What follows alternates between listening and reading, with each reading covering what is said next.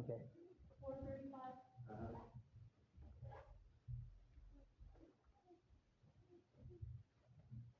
Oh, that's Debbie's favorite song.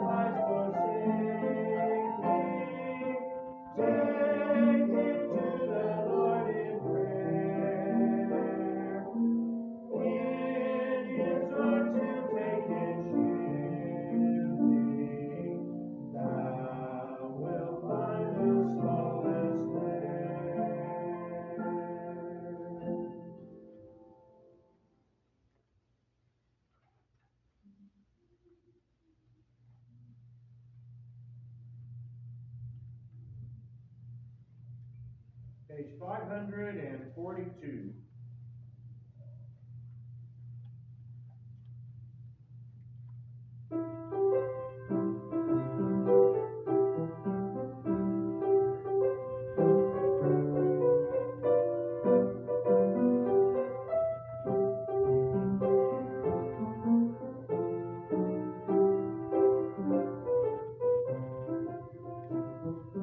Sing the wondrous love of Jesus, sing His mercy and His grace. In the mansions bright and blessed, He'll prepare for us a place. When we all get to heaven, what a day of rejoicing that will be. When we all see Jesus, we'll sing and shout the victory. While we walk the pilgrim's pathway, clouds will overspread the sky. But when traveling days are over, not a shadow, not a sigh.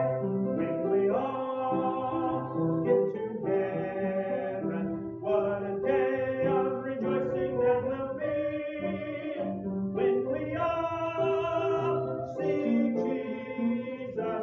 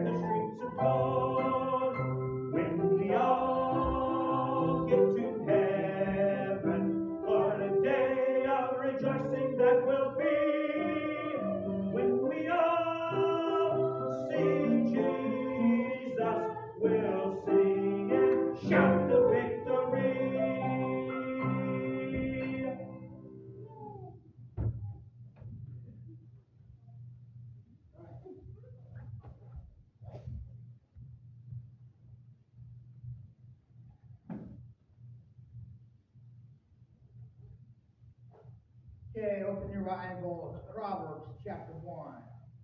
Proverbs chapter 1.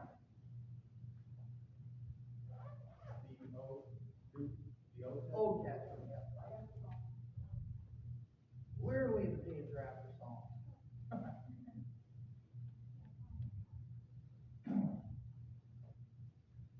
So, since we're going to be doing the Sunday school lesson, Proverbs chapter 1. The booklet that we got is good, goes through Proverbs, but it skips around to a lot of different scriptures like we had a couple weeks ago.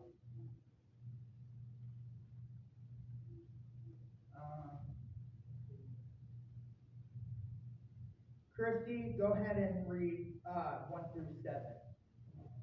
The Proverbs of Solomon, the son of David, king of Israel, to know wisdom and instruction, to receive the word of understanding, to receive instruction of wisdom, judgment, justice, judgment, and equity, to give stability to the simple, to the young man knowledge and discretion. A wise man will hear, and will increase learning, and a man of understanding shall attain unto wise counsel. To understand the proverbs and interpretation, the words of the wise and the dark things. The fear of the Lord is the beginning of knowledge, but fools despise wisdom and instruction. Esther, open us in prayer, please. Thank you, dear Jesus, for this time that we've come together to hear our prayer requests. Thank you that you always hear our prayers. Now bless Brother Bill as he brings the message, and everybody that's here, the ones that could not come. Bless them all, Jesus. Keep everybody safe in this bad weather. To God's glory. Amen. Amen. Okay, so here we see right off the bat, this book is one of 2 books written by King Solomon, Proverbs and Ecclesiastes. And the reason I want to go over these very first 7 is, everyone talks about what's your religion and your religious beliefs and everything. Well, verse 7 here is actually what it means about religion. The fear of the Lord is the beginning of all knowledge, but fools despise wisdom and instruction. If you actually look up the word religion from the Hebrew, it actually means to have a relationship with and the fear of God. And they put the fear of God because Proverbs talks about it here in chapter 1 as well in chapters 9, 10, and other parts. Things are going to change and stuff the next 4 years. Not just government, but the closer we get to 2030. Everyone talks about how by 2030 we're going to have this, by 2030 we're going to have that. My question for them is, what's going to happen for you before 2030? Jesus talked about what would happen before his coming, before his second coming. I mean, even before the tribulation, when we read in Matthew 24, Mark 13, Luke 21. And now we're seeing huge fires in California. We're seeing all the snow and ice across 3/4 of America. Hey, there's snow and ice down in Louisiana and even down in Panama City, for crying out loud. The first time in a lot of parts in over 60 years. Where's climate change? We got 14 inches in South Carolina. 14 inches? Yeah, they said like nearly 10 inches or something like that in down there in Louisiana. And even what was it? Mobile, Alabama got over 6 inches. Come on! Who's in charge? Man or God?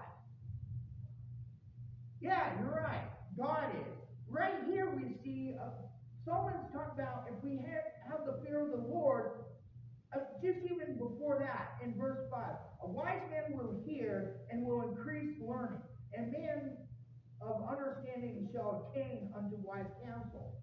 Look, if we're going to be wise, as in the wisdom of God, we need to not only study His Word, but we need to study and know it, and know that this is what makes us completely separate from the rest of the world. Solomon had lived where he was part of the world, and he had all these wives and concubines that we talked about in Sunday school over a week ago. And look what happened to him. Because of his fall, after he died, God separated the north and south again. Just like he had after Saul had come, the first king. And if we want to be in the world but not of the world, we've got to be like David was, and what Solomon actually went back and taught. We're going through this book about walking wisely in a foolish world. Well, he says to receive the instruction of wisdom, justice, and judgment and equity. Look, let's be real. There's not going to be justice for a lot of people in this lifetime. I've been through it. I bet Brian's been through it. I know Troy has. And if we want justice, we got to follow God. Because when we stand at the bema seat of Christ, yeah, we're going to have what they call a judgment, but the Bible is talking about how we'll be held accountable. Accountable for ourselves, our families, us as pastors, chaplains, whatever ministry. But if we're wise and we seek counsel, see, that's the thing.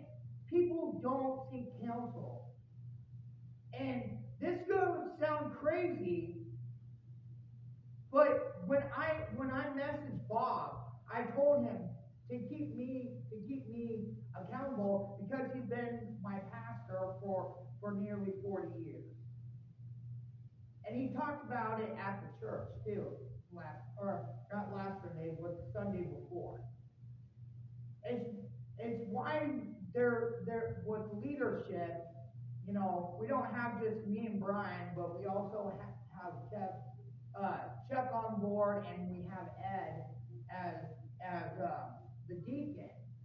That helps keep us when we get together for leadership and stuff.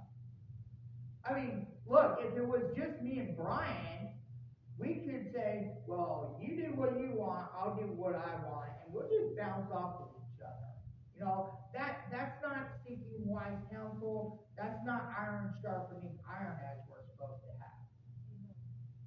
That's why our leadership meetings are important. That's why our congregational business meetings are important. If we want this church to thrive like it did even 6 years ago, and we want it to grow prosperously like we were doing 5 to 6 years ago, then this right here, look, just 7 verses right here. This is what we got to follow. We need to have good counsel. We need to fear God. We don't want to be fools, and if we're going to be fools as the rest of the world, look, then there's no point of me being here. There's no point of Brian being here.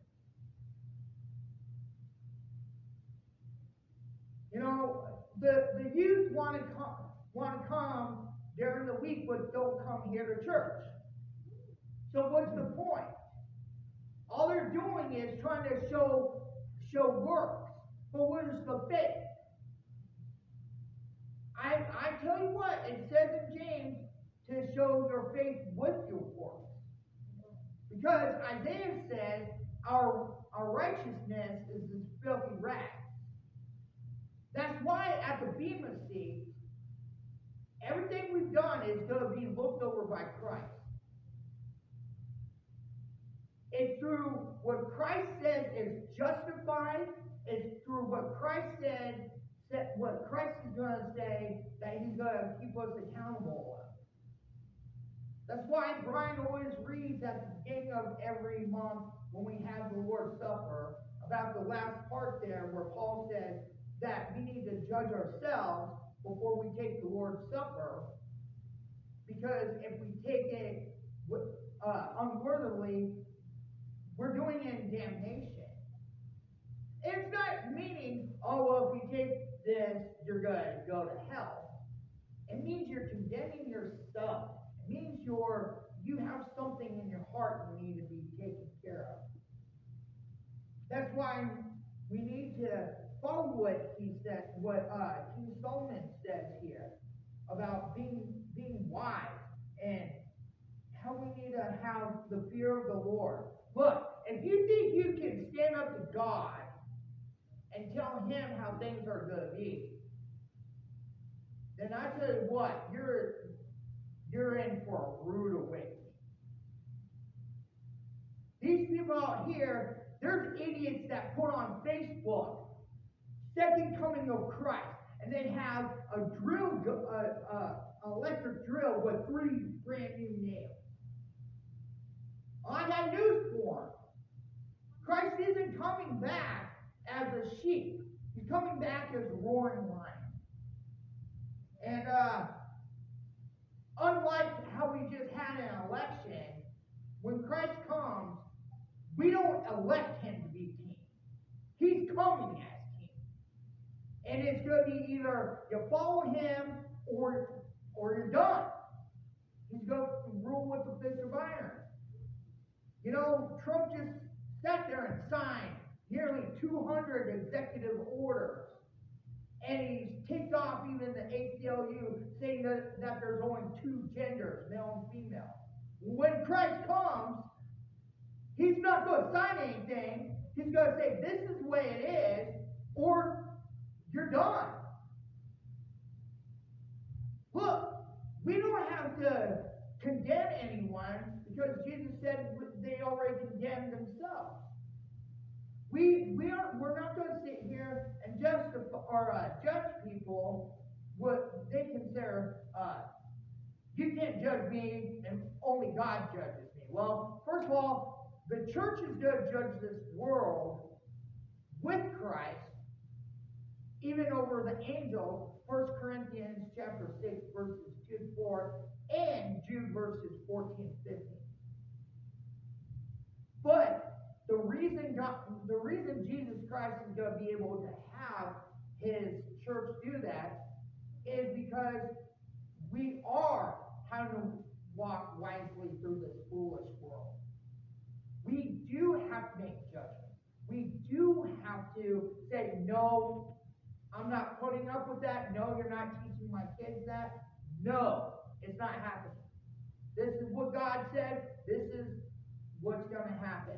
It's just like when Joshua told the people, he said that not only would his house follow the Lord, but before that, he said for them to decide whether to follow the Lord or follow one of the other gods. He said, but as for me and my household, we shall serve the Lord.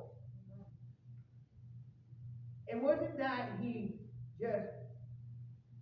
it wasn't just because Joshua was the leader. King Solomon is considered not only the richest and wisest, but one of the most peaceful kings of all history. You got Solomon Island. You go to Egypt and Iran and Iraq, and they have writings about Solomon and David in them. And it's not just in the Bible, it's not just in the Quran and stuff. It's actually writings by the Phoenicians, by the Babylonians, etc. God had this set up. What we have to do is we have to look at this we have to look at this Bible as like an acronym. When I was in Bible college, the first thing they said is, what does Bible stand for? One of the guys right off the bat said, he goes, what do you mean acronym? I thought you mean like the song Bible. Yes, that's the book for me. They're like, no. What does it stand for? And then one of the girls said, basic instructions before leaving Earth. I was like, where'd you get that? She's like, think about it. There are instructions of how we're supposed to live through our lives before we leave Earth to go be with God. So when you break it down, it's basic instructions before leaving Earth. And when you read what King Solomon says in here, and he goes on later on saying, listen to your father and to what he said. Listen to your mother. He says to his son, son, listen to your mother and to her law. Well, why would Solomon say to his son, listen? Because God wants us parents to train our children, to teach them and stuff. Just as he writes in Proverbs, train up a child in the way of the Lord. Paul even talks about it not once but twice. Colossians chapter 3 and Ephesians chapter 6. That us fathers are supposed to teach our children and not be angry at them and stuff. So Solomon, throughout the Proverbs here, is going to teach us not only about our feelings, how emotions are and stuff. Be angry and do not sin. Paul talks about that as well. But King Solomon is saying, listen, if you want to be wise, if you want wisdom, here's the key. And if you notice here, he kind of opens up Proverbs how he ends Ecclesiastes chapter 12 with verses 13 and 14. Go ahead and switch over to Ecclesiastes chapter 12. Next book over. Actually, he has Song of Solomon right after that, too, right after Ecclesiastes. Chapter 12, verses 13 and 14. Let us hear the conclusion of the whole matter. Fear God and keep his commandments. For this is the whole duty of man.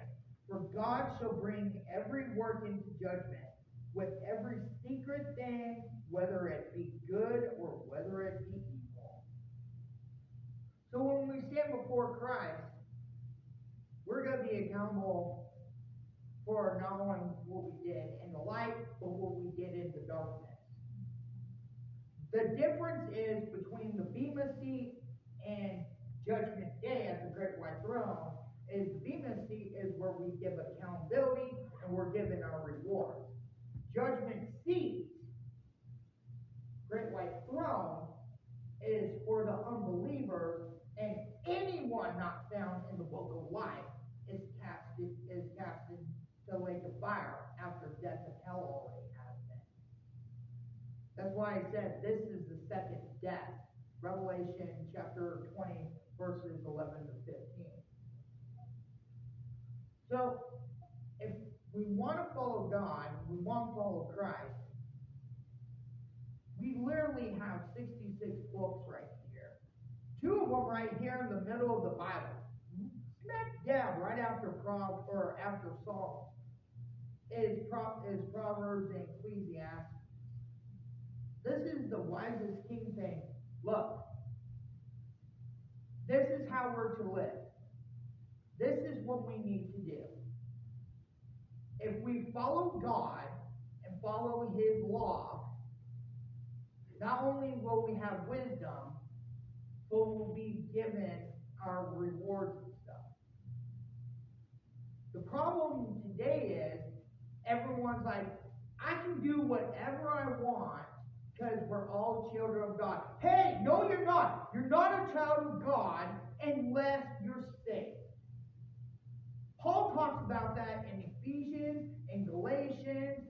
Jesus talks about it through the gospel. He even called the Pharisees and even most of Israel the children of the devil. He said, hey, your father's the devil.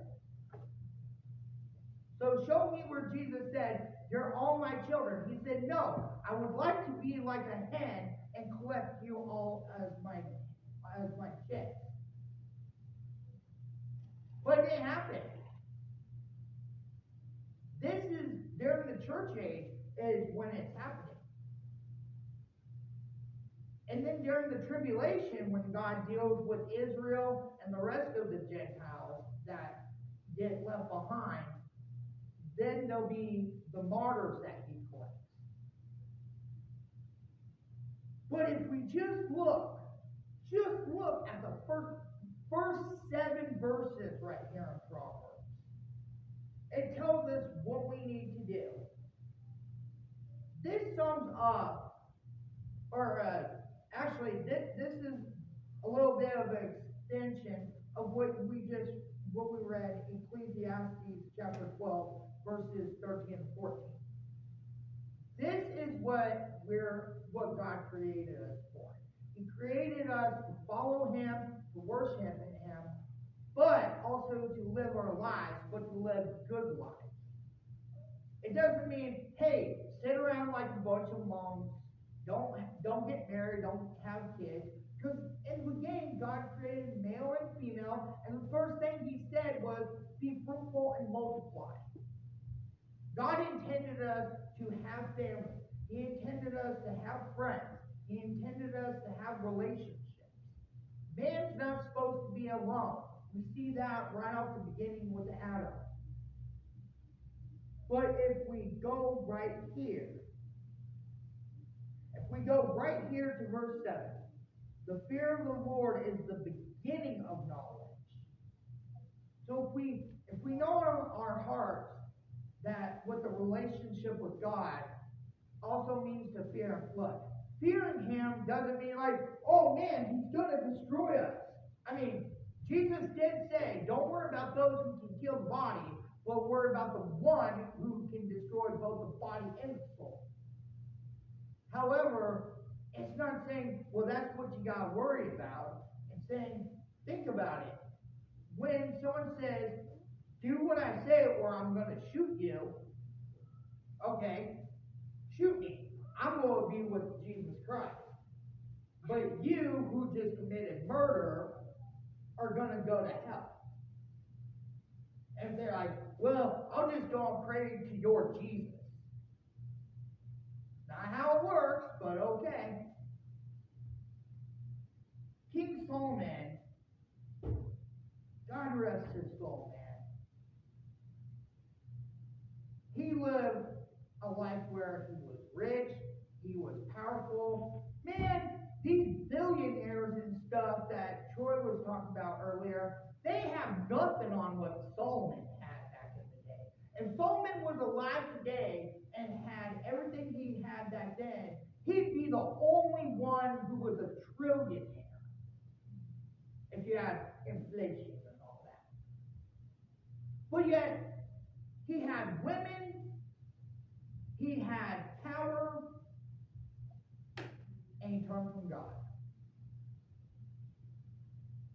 He worshipped these idols. He let his kingdom fall. And because of him, the kingdom was split, and later on, the temple was destroyed by the Babylonians. And it all began because he turned from God. That's why he's saying, hey, don't do what I did. This is what we should do. He didn't write these until he was in his late 60s, early 70s. So when he was like my age, Brian's age, he was going around with all the women and saying, hey, look at me, I'm the best king, and I'm God's. He literally thought that he was God's gift to the world. which at the time he kind of was, but he overstepped. That's why he's saying, this is how we need to live. I know I'm repeating myself. Man, do you know how much of this repeats itself? The fear of the Lord is beginning of all wisdom is throughout the book of Proverbs. If we just actually got that through our thick skulls and in our hearts, then we could have a real relationship. That's why Christ came. That's why Christ had to die for us. That's why Christ said, no man comes unto the Father except by through me. Because no one wants to fear God. No one wants wisdom. Everyone thinks, oh, if I go out here and I have a PhD and called a doctor, then I'm the smartest person in the world. Hey, you know what? Hell is going to be full of smart people. Christopher Hitchens and all of them are burning in hell right now, waiting for Judgment Day. And they're like, I'm smart. There is no God. And what's the Bible say? The fool says in his heart that there is no God. So, while we go through the book of Proverbs for our walking wisely in a foolish world, let's remember that even God's people fell. David screwed up. Solomon screwed up. David was a murderer, an adulterer, a liar, and a thief.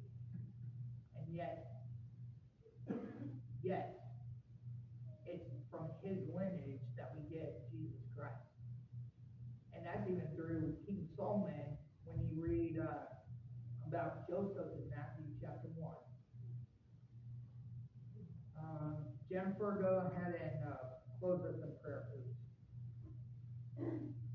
Heavenly Father, thank you for your Son, our Savior. Thank you for the Holy Spirit, which resides in each of us that have fallen at your feet and are saved. I just lift up those individuals who are not saved, especially friends and family. Please use us and others in any way possible because we desire for all to be saved. God, thank you for this lesson tonight. Thank you for the prayer time. Please help us to use these prayers in relation to you every single day. Thank you for this service portion that we had going over Proverbs. Thank you for the study. We are fools when we use you. Thank you for your wisdom. In your name we pray, Jesus. Amen. Amen. Sunday we'll go over